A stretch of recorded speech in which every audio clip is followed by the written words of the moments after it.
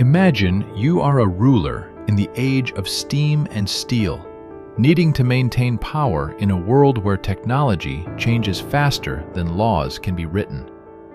The parliament is obedient, bankers lend money, and the people believe you are the only guarantee of stability in the face of external threats. But then you receive a fortification project, and you see that this same engineer has just built an identical defensive ring for your adversary. The same angles, the same materials, the same underground galleries.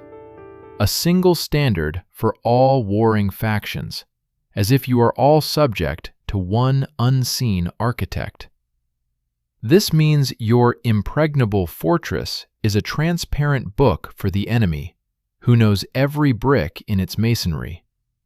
You realize that you are not paying for security, but for participation in someone else's global experiment in standardizing the world.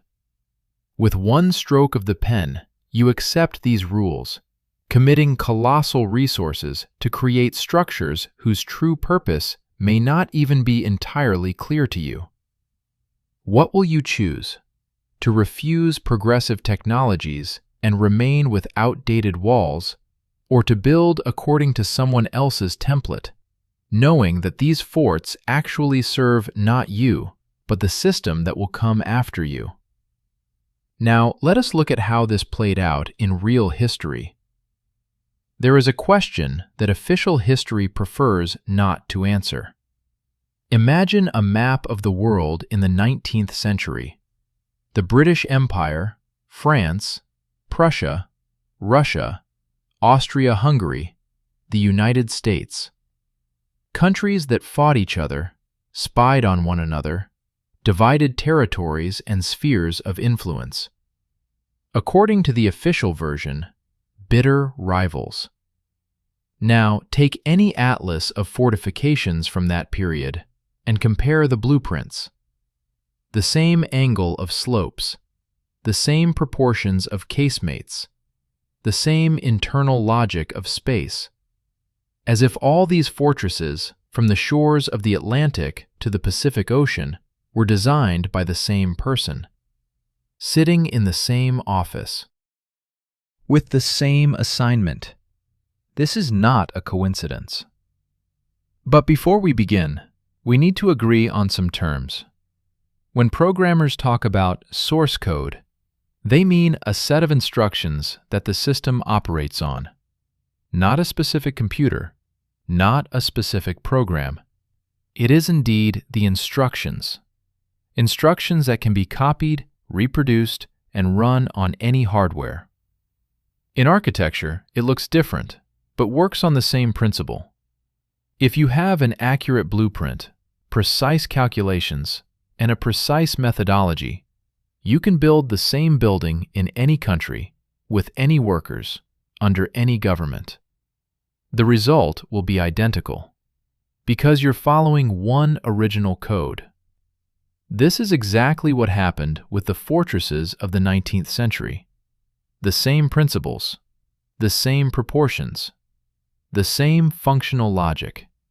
In Russia, in Belgium, in Portugal, in America.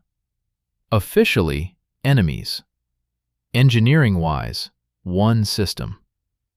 Now, add this to the discussion. All great civilizations have left behind monumental structures. Pyramids, cathedrals, aqueducts. Historians traditionally explain this through religious, political, or symbolic motives. However, there is no religious dimension to the monumental buildings of the 19th century. There is no symbolism. There is only functionality. They did not beautify the city.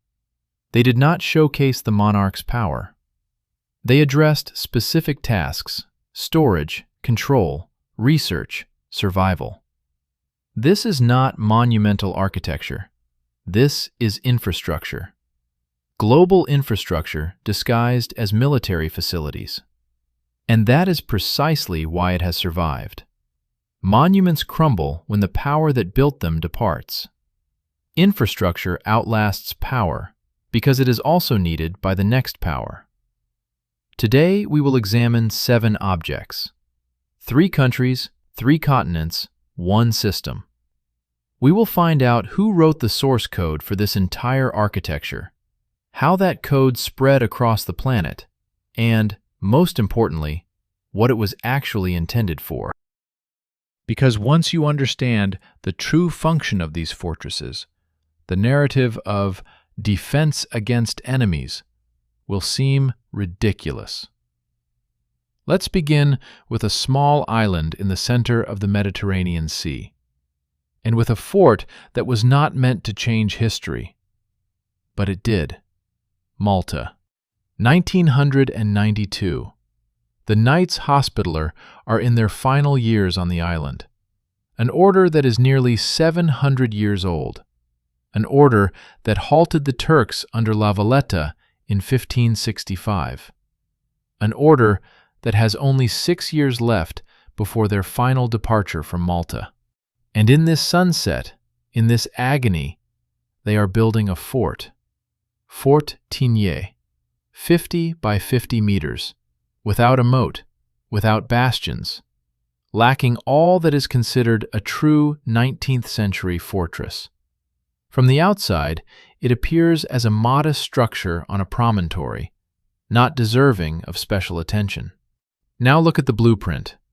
No angular projections that created dead zones and were vulnerable to flanking. Instead, there is straight fire from the casemates, covering all approaches without a single blind spot. This was the realization of the theory of Marquis de Montalembert, a French engineer who, as early as 1776, wrote a treatise on how to build the fortresses of the future. The treatise was read, debated, but no one built according to it. 16 years, Tigné has become the first. Remember this fact. The first practical embodiment of the principle that would revolutionize global fortification was constructed by a monastic order on a small island 6 years before its disappearance as a military force. Montalembert wrote his treatise in 1776. For 16 years, no one built anything. And then the Hospitallers. It was they, and not the wealthier and more technically advanced powers, were the first to realize his idea. As if they had a special motive. As if they knew that this fort was more important than it appeared. Why the Hospitallers? Why now? Official military history sidesteps this question. They just built it, and that's that. Supposedly, the knights wanted to protect the entrance to the harbor. Logical, accepted. But here's what doesn't add up. By 1792, the Knights of Malta were in deep financial trouble. The French Revolution a year ago had frozen their assets in France, their main source of income. The treasury was empty. The garrison was reduced. The navy was declining. In such conditions, constructing a fundamentally new fort, which required the involvement of specialists familiar with the most advanced engineering theories in Europe, would either mean having an external source of funding or setting priorities in a way that was completely different from how a dying organization would operate. Dying organizations do not invest in innovations. They save and protect what they have. The Knights acted differently. This requires an explanation. The Knights left in 1798 when Napoleon captured Malta without a single shot fired. The British arrived in 1800. Imagine this moment. The new owners of the island inherit an entire civilization. Forts, docks, arsenals, palaces, everything that the order has accumulated over 7 centuries. Logic dictates starting with the grand, a naval base, artillery depots, fortifying the harbor. Instead, the chief naval engineer takes a drawing tool and heads to a small fort on the Cape. Sir William Jervois spent several days there. He measured the angles of the slopes. He sketched the layout of the embrasures. He paced out the distance from the wall to the line of fire. He wasn't just inspecting the trophy, he was creating an exact replica. Because he understood that before him was not just a fort, before him was a working model. And they immediately focused not on palaces, not on ports, not on arsenals. They methodically dismantled a small fort on the Cape down to the centimeter. They recorded every angle. Sir William Jervois, the chief military engineer of the British Empire, openly referred to Tiny in his official reports. Not to Vauban, not to the great French citadels, but to a small fort of knights. And it was this fort that became the foundational template for hundreds of structures across the British world, from Canada to India, from Australia to South Africa. The most powerful empire in the history of humanity copied its fortification scheme from a dying monastic order. The most obvious explanation is that the British simply found themselves in Malta, saw an interesting fort, and seized the opportunity. But then answer one question: why Tignes specifically, and not thousands of other sites that the British captured around the world? Why did this small structure become the template for imperial architecture for the next 100 years? Because Tignes was not just a fort, it was a prototype, a test run. And the knights, apparently, understood perfectly well what they were building. There is one more detail that is often overlooked. Fort Tignes was built in 1792, at a time when Europe was engulfed by the French Revolution. The old order was crumbling right before people's eyes. Monarchies were on the brink. Religious orders were losing property, influence, and their future. At such a moment, a normal organization does one of two things. Either it retreats into a defensive stance, cutting costs and preserving what it has accumulated, or it strikes a deal with those who will come next. The Knights Hospitaller, it seems, chose the second path. They built a fort based on principles that the next era will study. In essence, they passed on technology to those who would seize the island and build a new world. This is not a random gesture from a dying organization. It is a conscious act of passing on a legacy, a key left for the next owner. Monarchies were cracking. The old order was collapsing. The Knights Hospitaller observed this not as bystanders. They were part of the system that was departing. And it is at this moment that they invest their final resources not in the defense of the island, not in strengthening Valletta, but in a small experimental fort on the promontory, embodying a fundamentally new architectural idea. Who entrusted them with this? Or, more precisely, who paid them for it? It is known that the Order of Hospitallers was in a deep financial crisis by the end of the 18th century. The French Revolution froze a significant portion of its assets in France, the main source of income. Building an expensive fort under such conditions is either madness or requires external funding. Now let's move 60 years ahead. Another country, another person.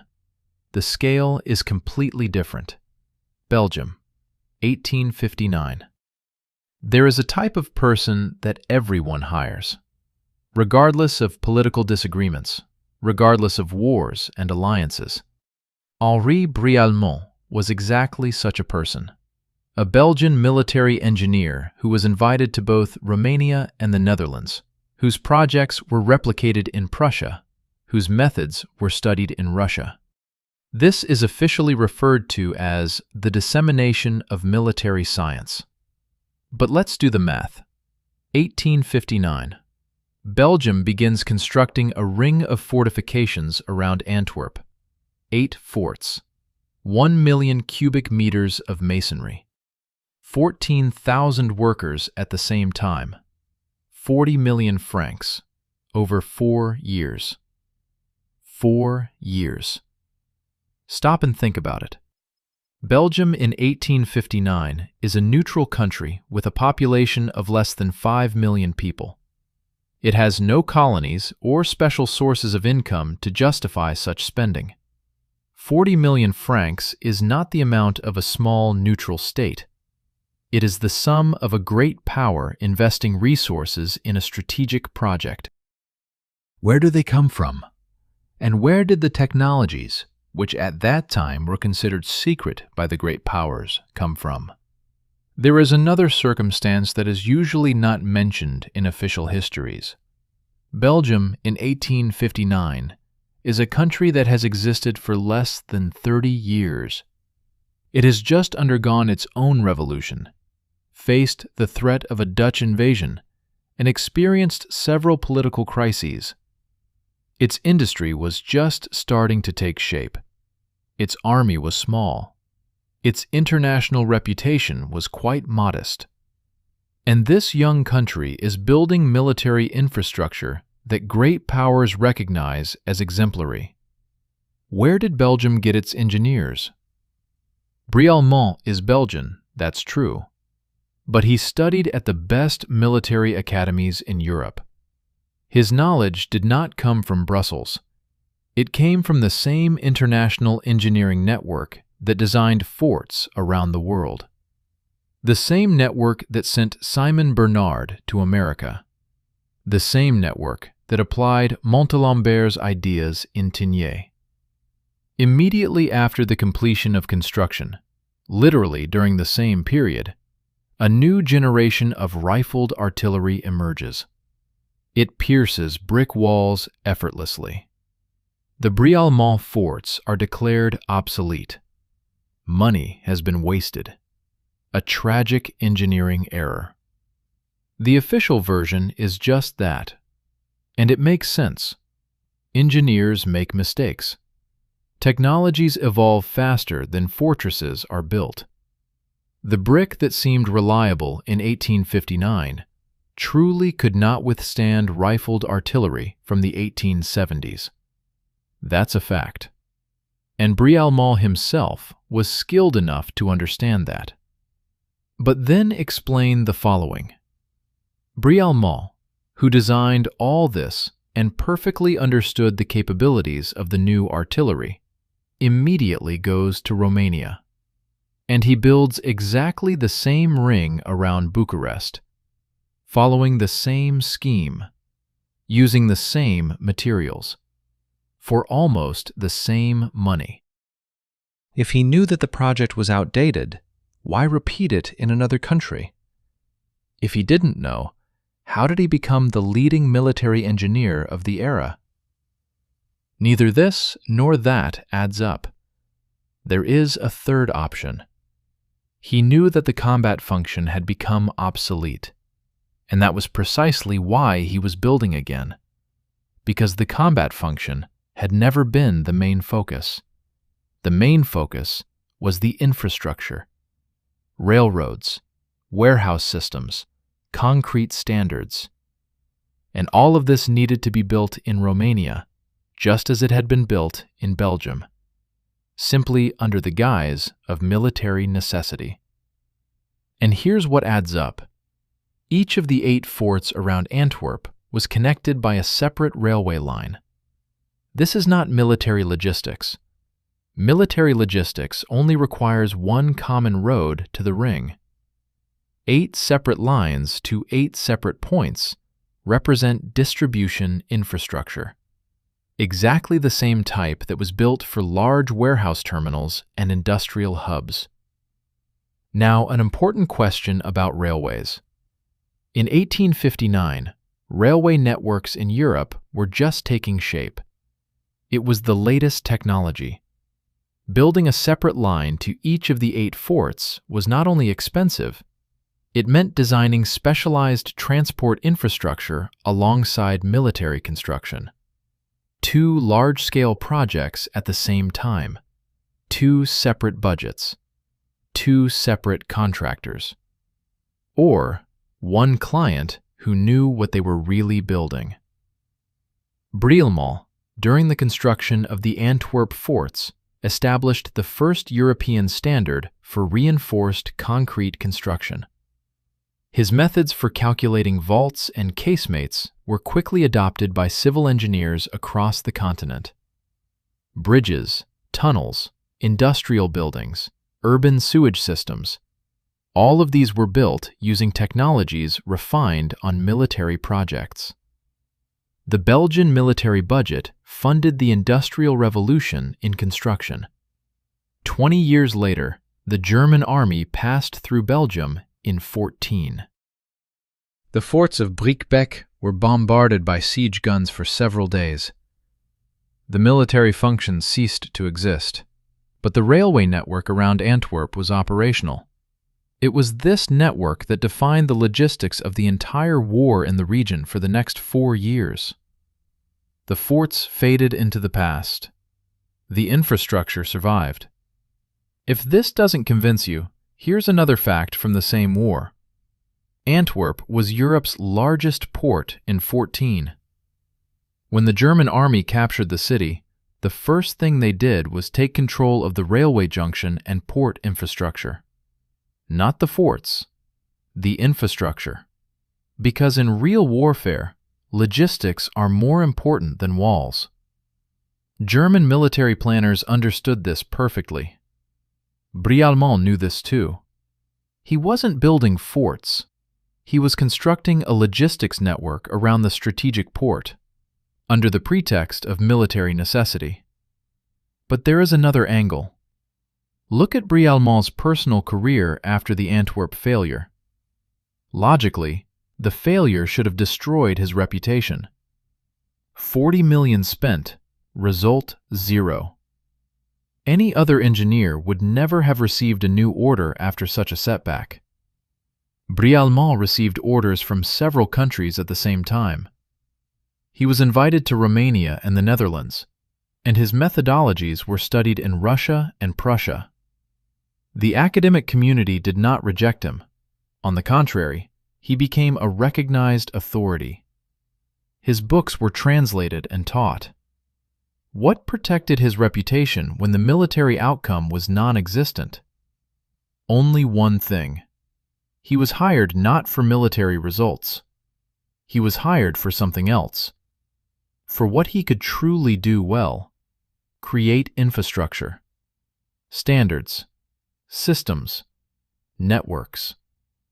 But here's what happens when you look even deeper. Brialmont was not just an engineer.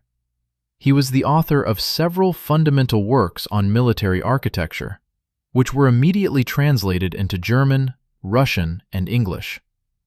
His books were read in the military academies of all great powers. His methodologies were included in the curriculums. He was not simply called to build, he was called to teach how to build. This is a key distinction from the usual spread of technologies. When a country buys someone else's gun, it acquires the hardware. When a country invites Brialmont, it receives a complete methodology for calculations, which it can then reproduce independently, without additional consultations and without extra payments. Knowledge is transmitted forever. This is not a transfer of a product, but of a production code. This is how true standardization works. There is another fact that is usually not mentioned alongside the story of the Antwerp forts.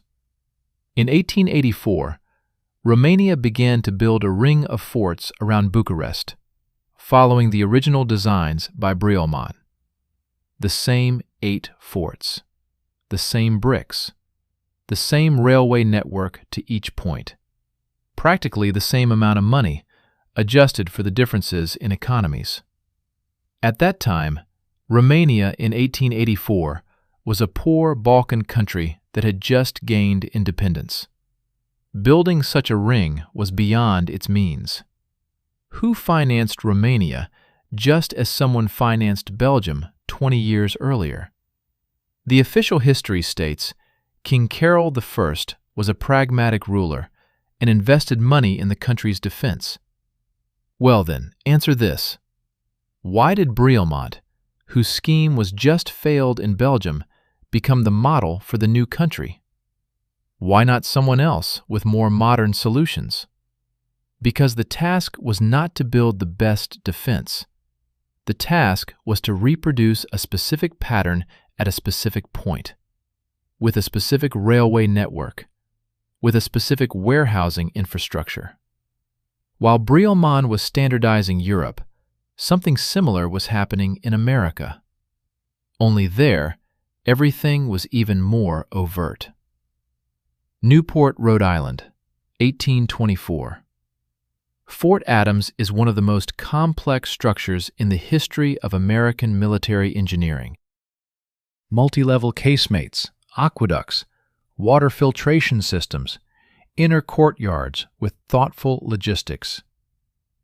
It took 33 years to build. It has never seen combat. Officially, the protection of Newport Harbor. The task is clear and straightforward.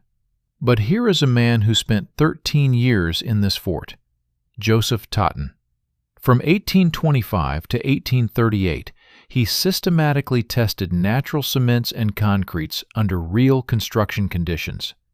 Each mortar, each mix, each proportion, everything was recorded, compared, and validated over time and under load.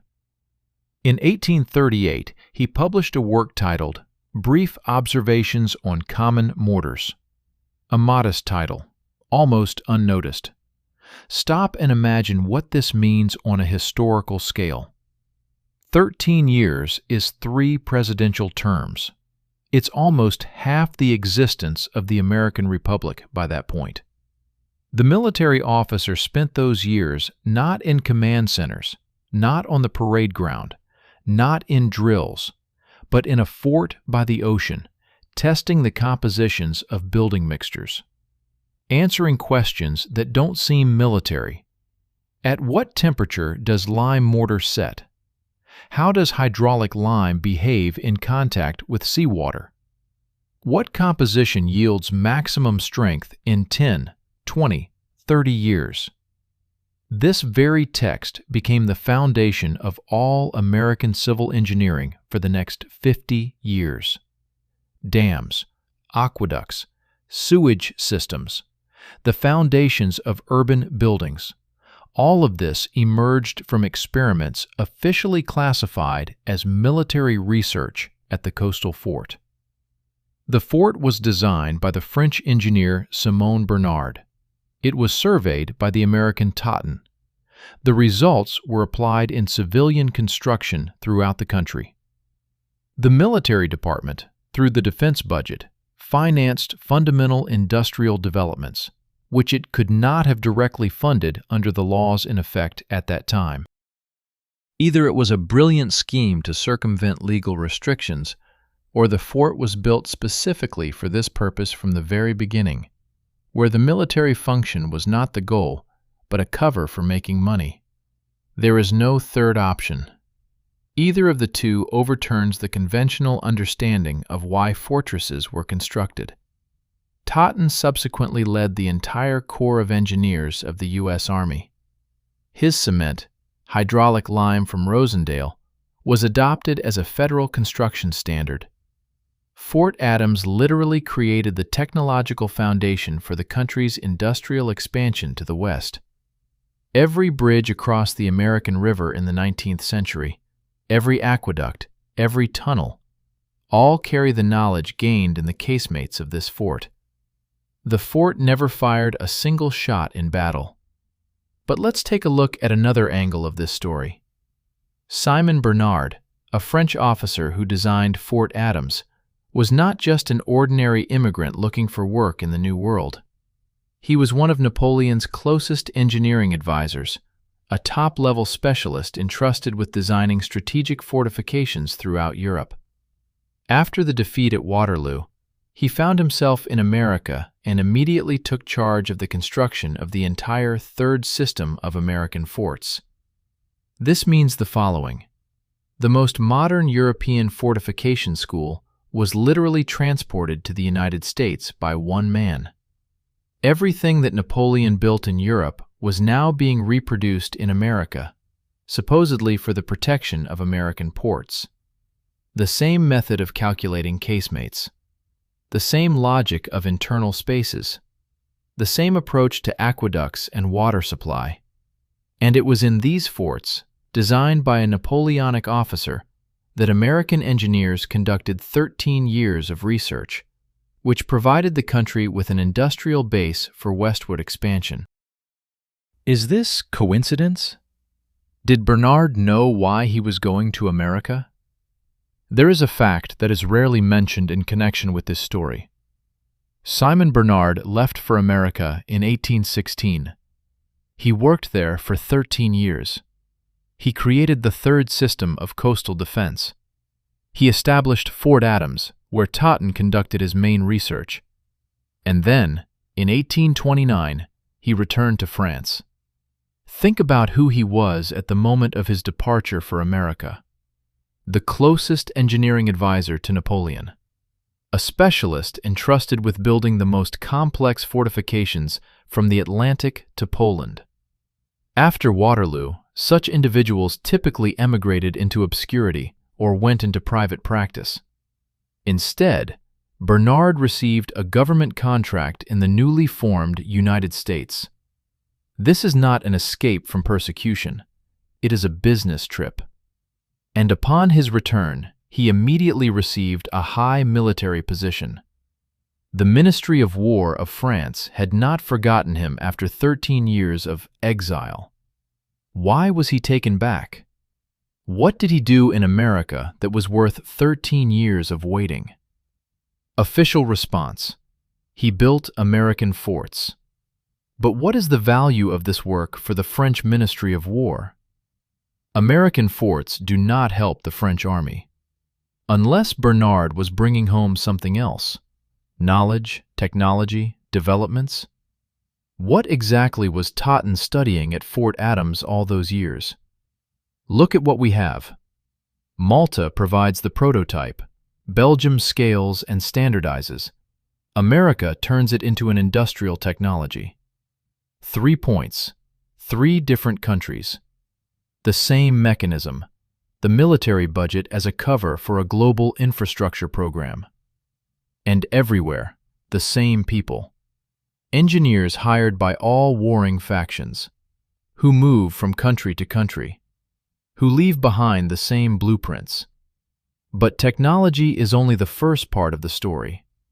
The second begins where fortresses cease to be laboratories and become warehouses. Before moving on to the next section, take a moment to pause and look at the map. The Tigna is the entrance to the harbor of Valletta, one of the main transshipment ports of the Mediterranean. Through it passed goods from the Levant to Europe: textiles, spices, grain. Antwerp is the mouth of the Scheldt, the gateway to the North Sea and all northern trade. In the mid-19th century, it was the second busiest port in the world. Newport is the main base of the U.S. Navy in the Atlantic, controlling all ships entering Narragansett Bay. 3 objects, 3 different sea routes. Now add the following block to this map. Komárom, the confluence of the Danube and Váh, the only land river junction between Vienna and Budapest. All grain, all metal, all people moving between Central Europe and the Balkans passed through this point. Almeida, the only safe crossing on the Portuguese-Spanish border. Pulaski, the mouth of the Savannah River, through which all the cotton from the American South was exported. Silver Mountain, the mountain roads of Lower Silesia, the only passage between the Polish plain and the Czech mountain region. 7 points, and all 7 are situated not just by the water or in the mountains.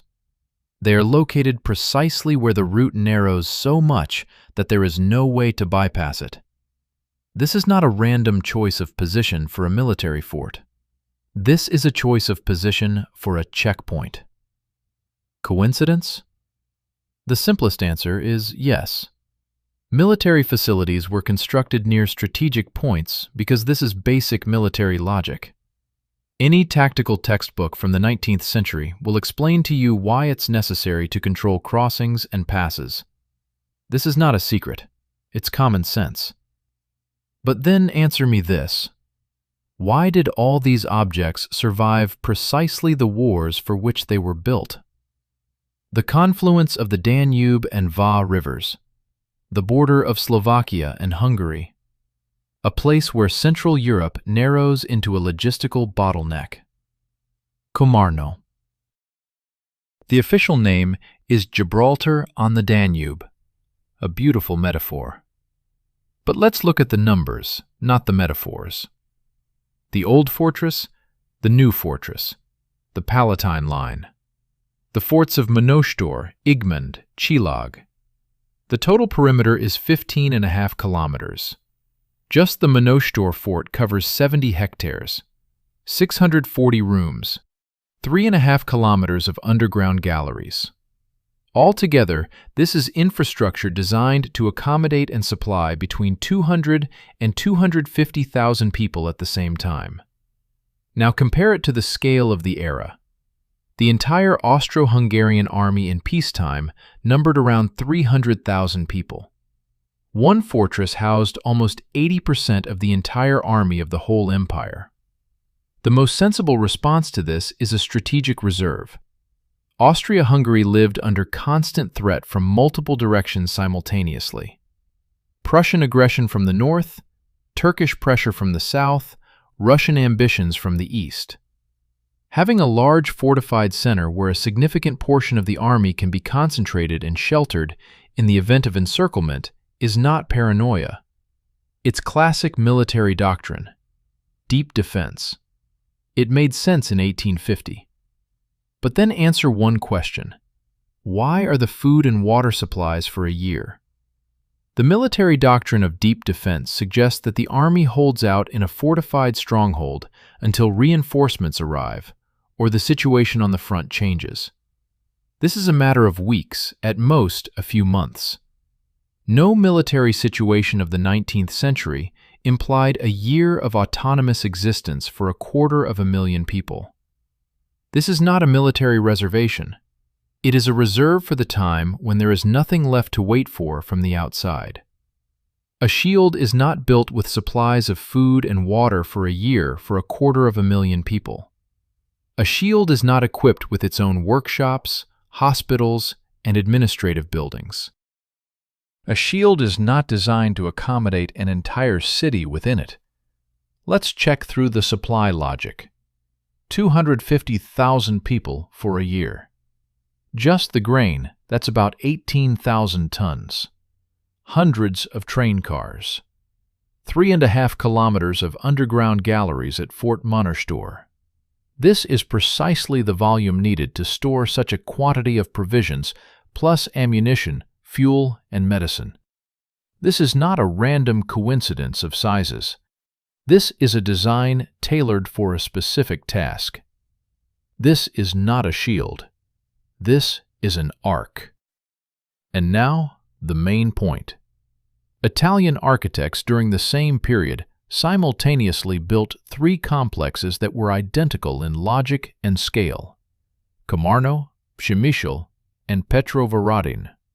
3 impregnable fortresses at 3 strategic points in Eastern Europe. Funded by different states. Designed by the same people. According to the same scheme. 3 independent clients, 3 different countries, and 1 architectural outcome. This is not a competition between states. It is a unified, turnkey infrastructure project for controlling an entire region. Look at the geography of these 3 points. Przemyśl is on the San River, which connects the Carpathian mountain region with the Polish plain and further with the Baltic Sea. Petrovaradin is on the Danube, right at the entrance to the Balkan Peninsula. Komarno is at the confluence of 2 main rivers in Central Europe. 3 fortresses, 3 logistical hubs, 3 customs posts on the main waterways of the eastern half of the continent, None of them has ever been captured in battle throughout their existence. None played a decisive role in any war. Yet each of them controlled the flow of resources through a strategic point for decades. And here begins a detail that is usually overlooked. After World War II, Komarno became the largest secret storage facility for Soviet troops in Europe. The Soviet command, people who understood very well what a real military installation was, chose this Austro-Hungarian fortress to store their strategic reserves. They didn't build a new warehouse. They didn't choose a modern facility. They took a fortress that was a century old and filled its underground galleries with ammunition and supplies. Why?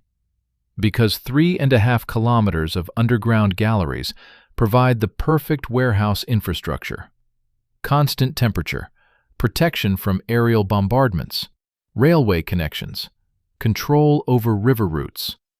The fortress was doing what it was originally designed to do.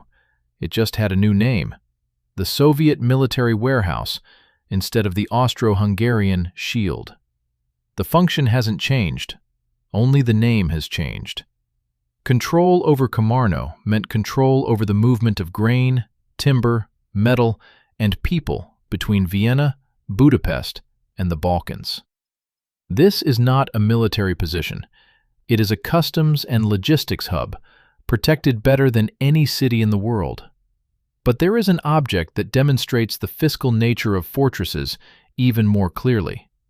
It is located at the other end of Europe, and there were 100 cannons and a bakery.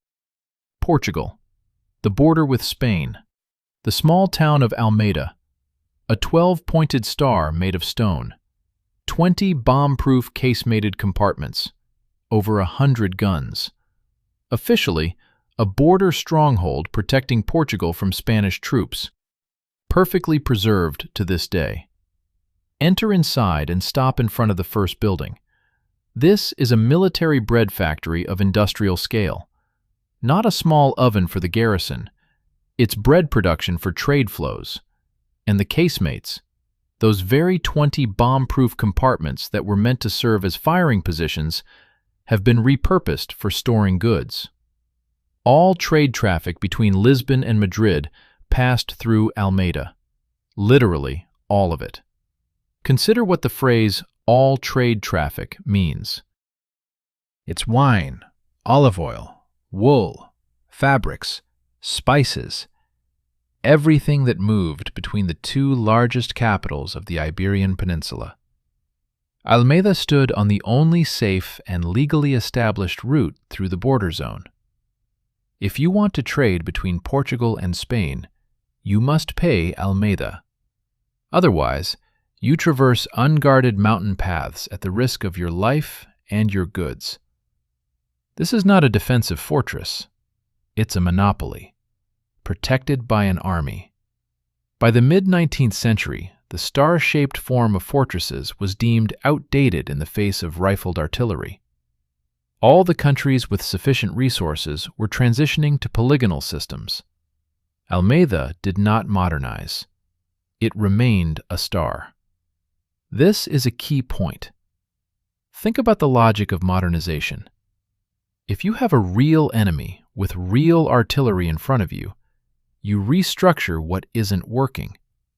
This is a basic military instinct.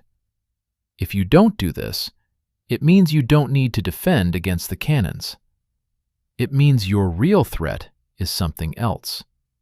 Or it doesn't exist at all.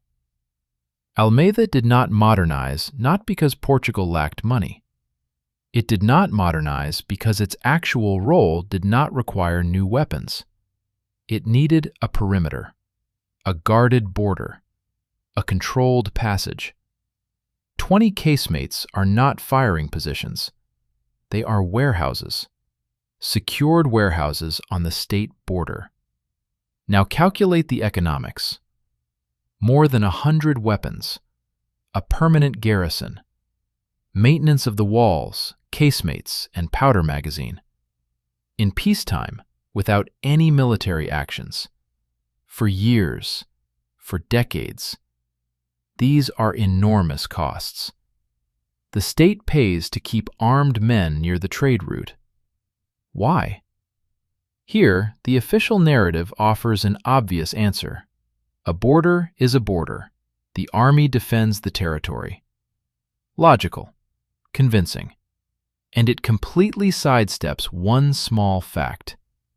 Whoever stands next to a trade route has the right to charge a toll for passage.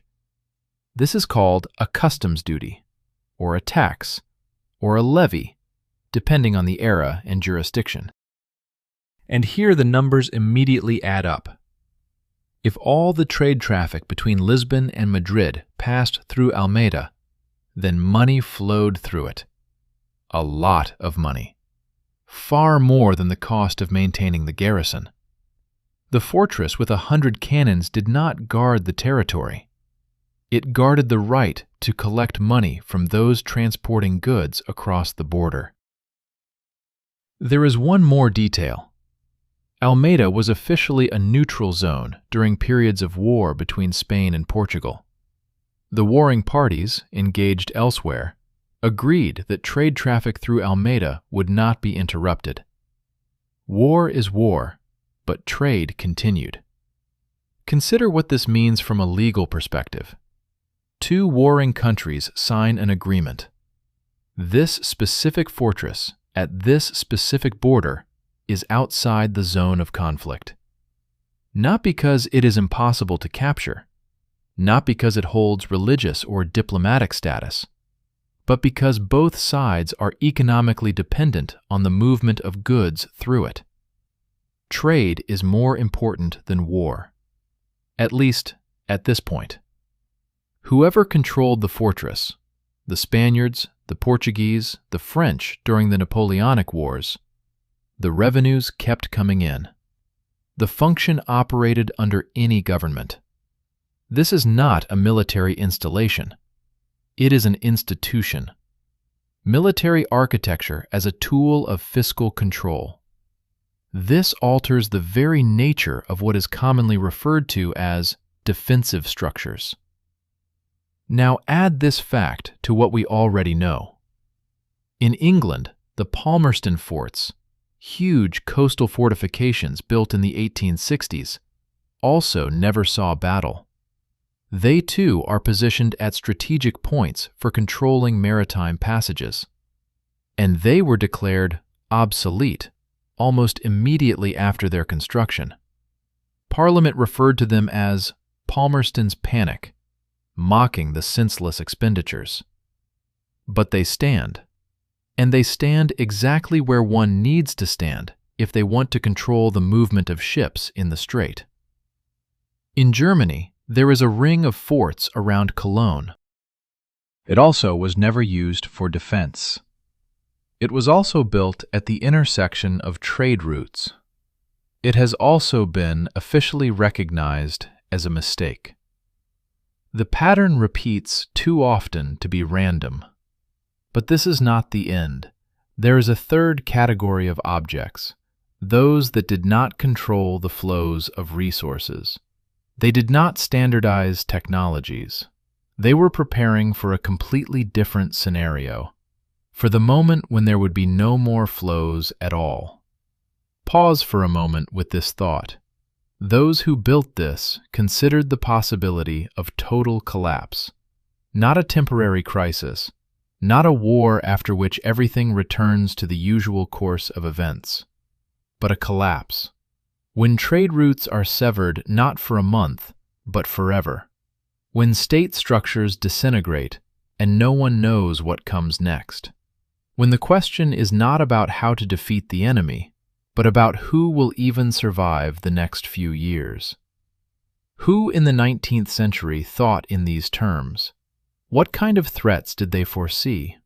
Official history does not ask these questions, because the answers are inconvenient.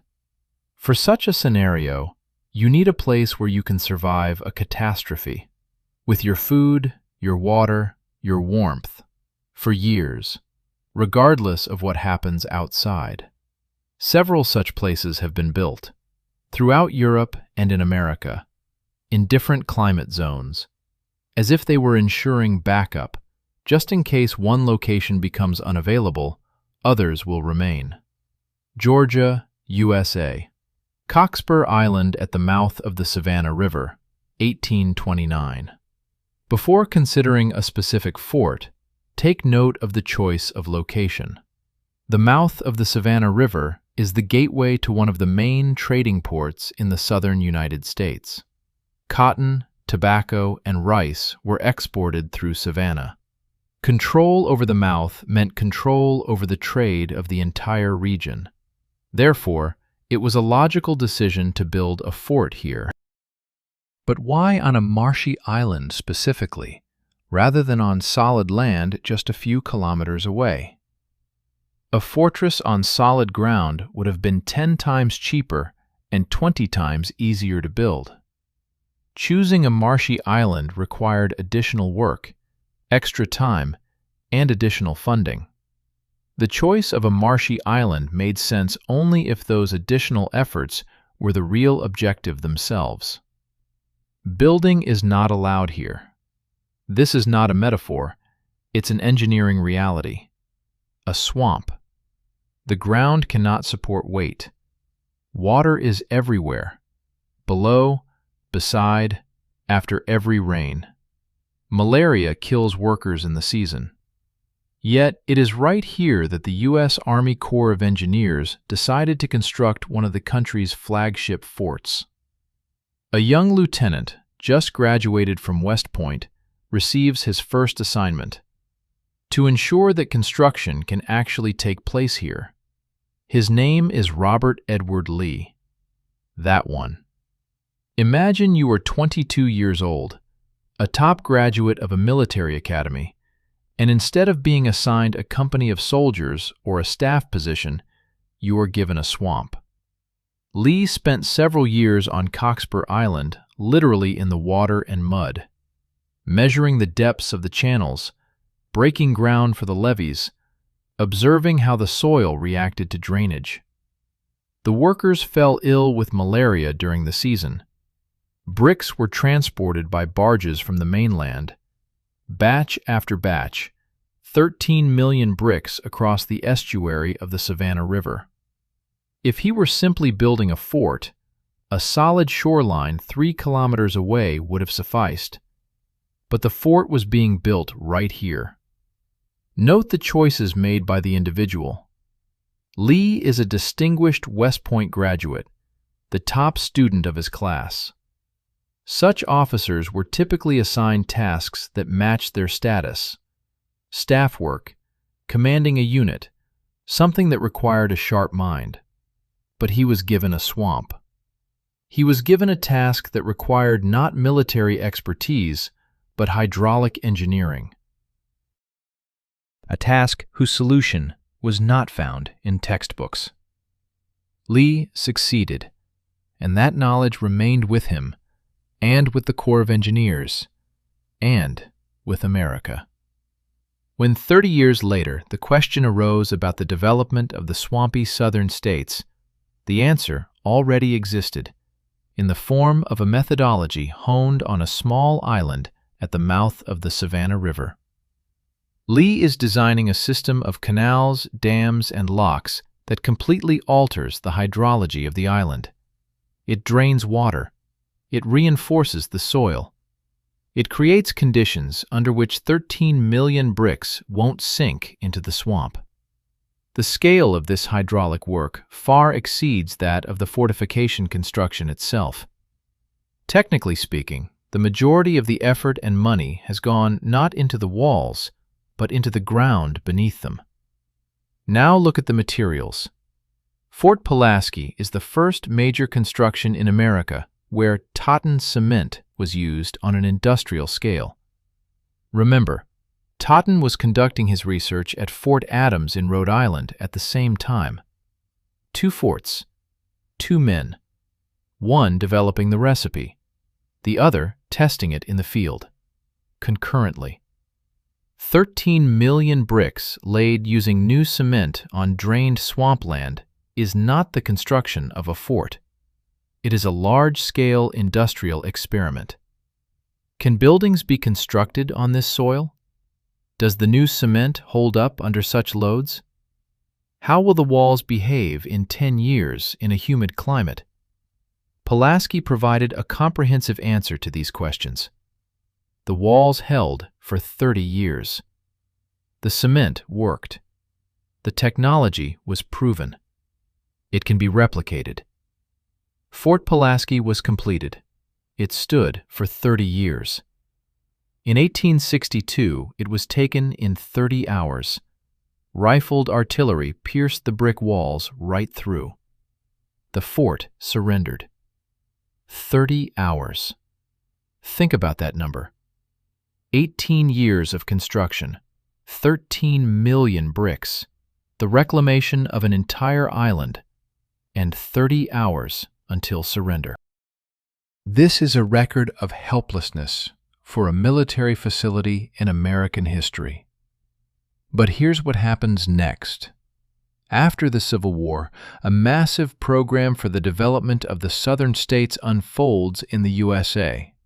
Florida, Louisiana, Mississippi, vast territories, most of which consisted of swamps unsuitable for agriculture. It is during this time that the U.S. Army Corps of Engineers begins to apply technologies in civil construction that were refined at Fort Pulaski. Canals following the Lee Plan, cement based on Totten's recipe, methods for stabilizing swampy soils first tested on Cockspur Island. Result? Millions of hectares of agricultural land created from scratch.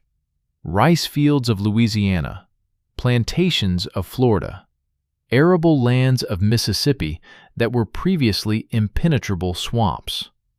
All of this became possible due to technologies officially developed for the protection of the Savannah Harbor. The military budget financed the agricultural revolution in the south of the country, and Robert Lee's canal system is still operational, 180 years later. Now look at Lee's biography through this lens. His first independent assignment is to drain a swampy island, not to build a battery, not to construct a wall, to change the hydrology of the area. This is not a random choice for a young officer's first task. It is a program. The Corps of Engineers of the U.S. Army has from the very beginning been used not just for building military structures. It has been a tool for transforming territories. Military funding, civilian outcomes. And after the fort surrendered in 30 hours, this tool started operating at full capacity.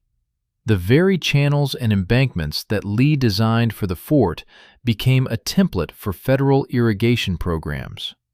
Florida, where swamps covered millions of acres. Louisiana, where the Mississippi Delta flooded vast areas every year. All of this was transformed using methods first tested on Cockspur Island. The military project created an agricultural belt that fed the country for the next century and a half. What was the true purpose behind all of this? The answer to this question becomes even more evident when looking at the last object in our investigation, a mountain fortress in Lower Silesia. An object that was not just prepared for the worst-case scenario, it was designed for complete independence from the outside world. Poland, Lower Silesia. A mountain ridge above the pass. 1765. The largest mountain fortress in Europe, Silver Mountain. At the top is the donjon. 4 towers connected in a ring, 30 meters high. Inside, there are 151 casemates, bakeries, breweries, arsenal, fully equipped workshops. A garrison of 4,000 people could exist here without any contact with the outside world for years. Not weeks, years. Stop at this word. Brewery. In a military fortress. This is not a rhetorical question. Let's answer it from an engineering perspective. A brewery is a complex operation. It requires a constant source of water, a grain storage facility, firewood fuel, special containers, and skilled workers to operate it. It produces a product that can be stored for weeks and months. In the 18th century, beer was a standard drink for workers and soldiers, not because they loved to drink, but because it was safer than water in unsanitary conditions. A brewery in a military fortress means one thing. There was a plan for the long-term residence of a large number of people. Not a siege lasting a few weeks, but a permanent life. A year, 2, 3. The Prussian military doctrine of that time did not anticipate years-long sieges in encirclement. Fortresses were built to delay the enemy for a few weeks, until reinforcements arrived. This was the common logic of fortification in the 18th century. Delay, buy time. Then why have a full-cycle workshop if weapons and ammunition could be delivered? Why produce food and drink within the walls if the siege was planned to last for several weeks? Why 151 casemates if it was simply necessary to hold the pass until the Army Corps arrived? The form of the donjon has no direct analogues in classical European fortification of that time. 4 towers in a circle is not a defensive scheme. You do not place towers in a circle to shoot in different directions. You set towers in a circle to create a protected inner space. This is a residential and production module. A closed cycle: food, water, heat, weaponry. Nothing is needed from the outside. Modern architects designing autonomous complexes for extreme conditions, polar stations, high-altitude bases, shelters, use virtually the same principles in the 18th century. And add one more fact. Silver Mountain was built during a time when Prussia was actively developing silver mines in Lower Silesia. The fortress is not just situated above the pass. It controls all the mountain roads in the region. That is, all the routes by which extracted silver could be transported. Equipment could be brought in, and workers could be moved. Here is a detail that breaks military logic even before the analysis of architecture begins. The Prussian mountain mines of that period operated in hundreds.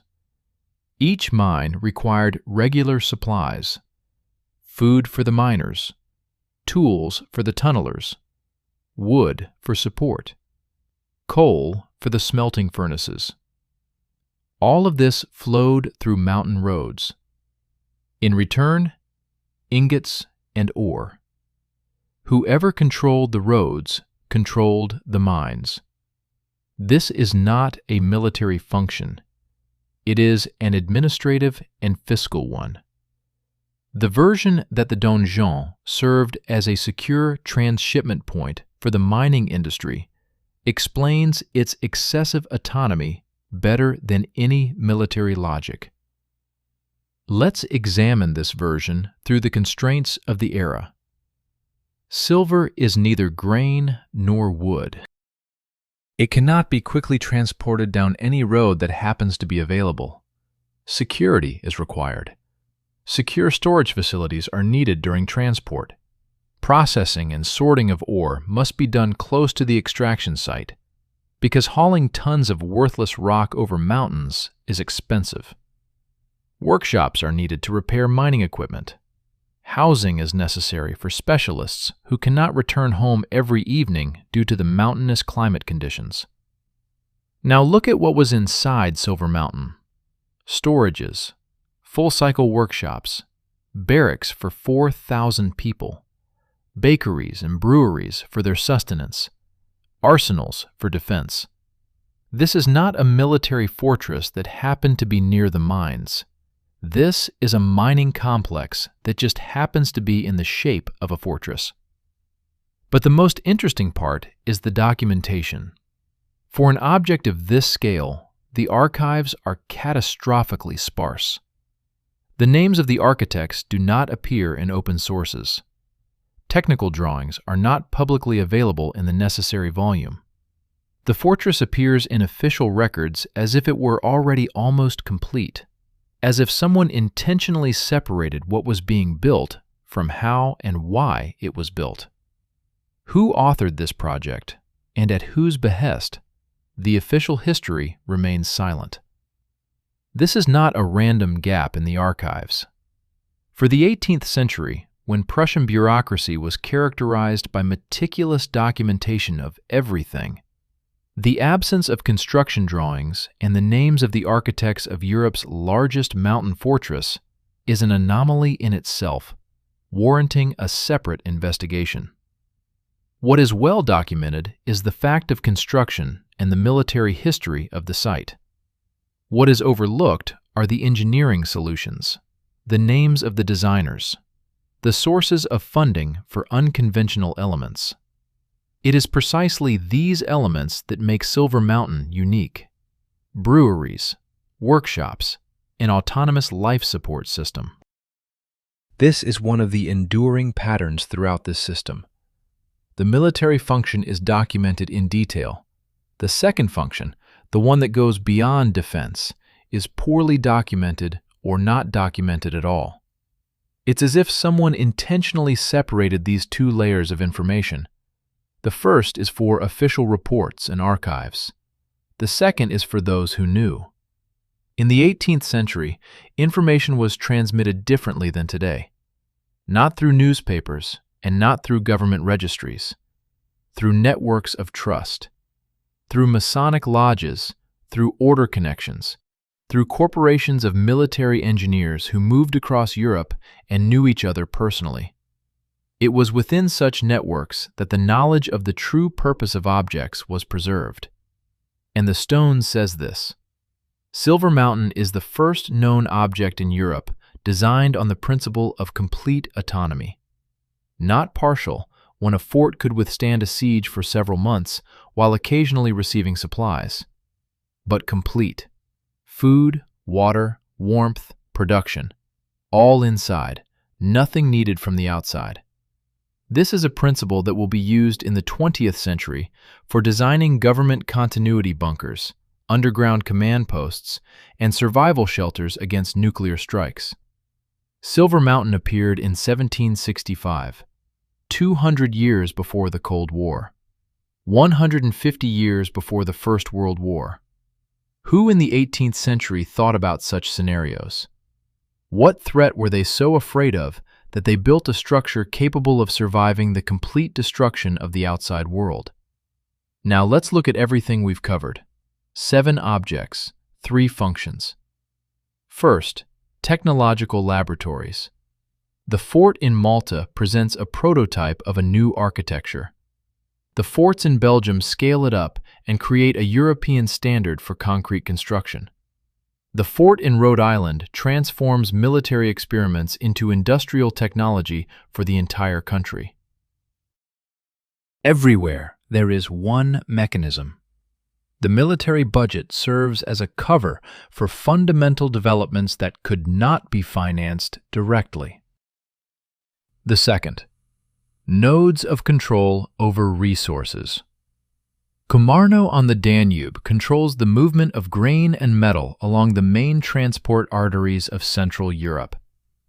Almeida on the Portuguese border collects duties from all trade traffic between the 2 largest cities of the Iberian Peninsula. Both are not shields, customs with cannons. The third, shelters in case of collapse. The fort on the swampy island near Savannah is testing land reclamation technologies that will later open millions of hectares for agriculture. The fortress in the Silesian Mountains is building a closed-loop manufacturing complex that can operate without the outside world for years. 3 functions, 1 concept. And pay attention to the time frame. All of this takes place between the year 1765 and 1890, about 125 years. During this time, several generations of politicians, generals, and monarchs changed. Dozens of wars began and ended. Empires collapsed and new states arose. Yet the system continued to be built, using the same logic, in the same types of places, with the same functions. This could not have been a random coincidence of political decisions. Random coincidences do not last 125 years across 3 continents. It was a program, with long-term planning, with a mechanism for transferring knowledge and methodology from one generation of engineers to the next, with funding that did not depend on changes in government. Look at who these engineers were. Montalembert writes a treatise in 1776. For 16 years, no one implements it. Then suddenly, Tinay appears. Bernard, a Napoleonic officer who designed fortifications along the Rhine, finds himself in Washington after Waterloo and heads the construction of the entire coastal defense of the USA. Brialmont studies in Brussels, builds in Antwerp, then in Romania, and his methods are taught in St. Petersburg and Berlin. Totten, an American, spends 13 years conducting experiments with cement in a military fort, and it is his research that becomes the standard for civil engineering across the country. Now, pay attention to a fact that is often overlooked. They all knew each other, or they knew those who knew others. Bernard and Tottenham worked on the same projects. Brialmont corresponded with leading engineers from all European armies. The military academies they graduated from, or where they taught, École Polytechnique in Paris, West Point in New York, the Military Academy in Brussels, trained specialists using the same curricula. When a graduate of the Polytechnic School met a graduate of West Point in 1850, they spoke the same professional language. Because they were taught the same things, the same blueprints, the same strength calculations, the same standards for casemates. They all share one common trait. Their real contribution was not military, but infrastructural. They left behind not victories, but systems. Not destruction, but creation. The most obvious objection that comes to mind is that this is simply how government management is structured. The military department builds things while simultaneously addressing civil tasks. Coincidences, parallel processes, no unified plan. This is exactly how bureaucracy operates. One hand doesn't know what the other is doing, leading to accidentally beneficial side effects. All right, let's assume. Then explain the following statistics. Of all the fortifications built in the 19th century in Europe and America, there were hundreds. The vast majority have been demolished, destroyed by wars, or simply abandoned. They either fulfilled a military function or did not, and vanished. This is normal. Military installations usually do not survive military eras. But the objects we discussed today stand. All 7 of them, in different countries, in different climate zones. They have survived 2 world wars, several revolutions, and changes in political systems. Some have changed their function, from military installations to warehouses, from warehouses to tourist attractions. But the walls remain. The infrastructure is functional, and each time someone has found a new purpose for them. It's not luck. Objects that have simply been fortunate enough not to be destroyed look different. They decay, become overgrown, fall apart. These, however, are maintained. Someone has always found a reason to preserve them. Someone has always found a new use for them, as if they have never lost their value, because their true function has not gone anywhere. Okay, then answer one question. Why do the same engineers show up at the same locations on 3 different continents? Why does Brialmont build according to the same template in Belgium and Romania, 2 unrelated countries? Why are Italian architects simultaneously constructing 3 identical arches in 3 different Eastern European states? Why has Totten been studying cement at a military fort for 13 years? And why does his cement become the federal standard for the entire country's civilian infrastructure? Coincidences do not synchronize. Systems do. Now let's gather everything we've seen. There are 3 common features among all 7 objects, none of which is military. First, none of them played the role for which they were officially erected. Teeny surrendered without a single shot being fired. The Antwerp forts fell within days under the fire of a new generation of artillery. Fort Adams never fired a shot. Pulaski capitulated in 30 hours. Komarno never stopped an invasion. It merely changed hands as an administrative hub.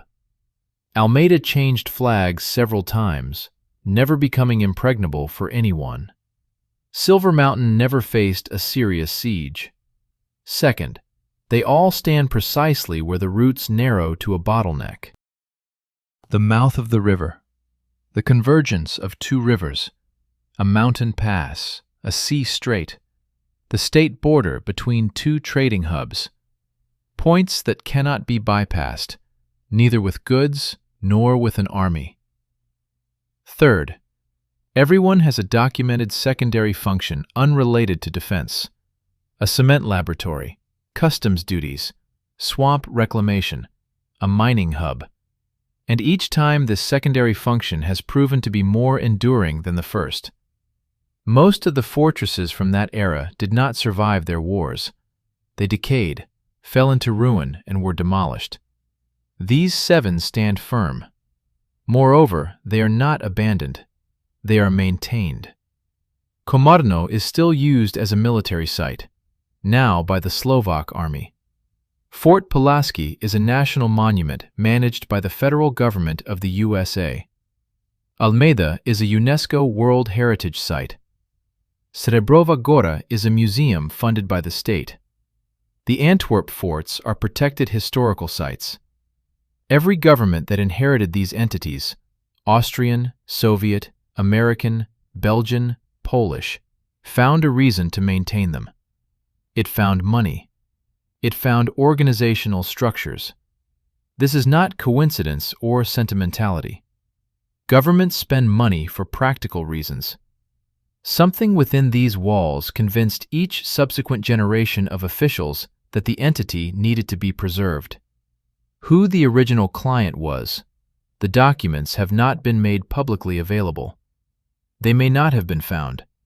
Perhaps they are stored in places that researchers have not yet reached. But there is a trace. It is in the cement, in the brick, in the concrete vaults that have survived all wars and all revolutions. And then, in synchronization. Tignes is built in 1792, the same year the French Revolution starts to dismantle the old order. Fort Adams is established in 1824, right after Bernard arrives from Europe. The Antwerp forts begin in 1859, the year of the rifled revolution in artillery, which immediately makes them obsolete. Komarno expands in the 1880s, simultaneously with a wave of railway construction across Central Europe. Random coincidences do not synchronize with external events. Programs do. And now the last question.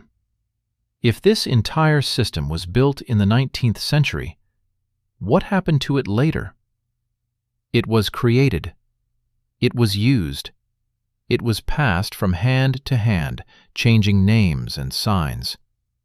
The Soviet Army occupied Austro-Hungarian undergrounds. American services guarded forts that were built by a Napoleonic officer. UNESCO protected a Portuguese customs house with cannons.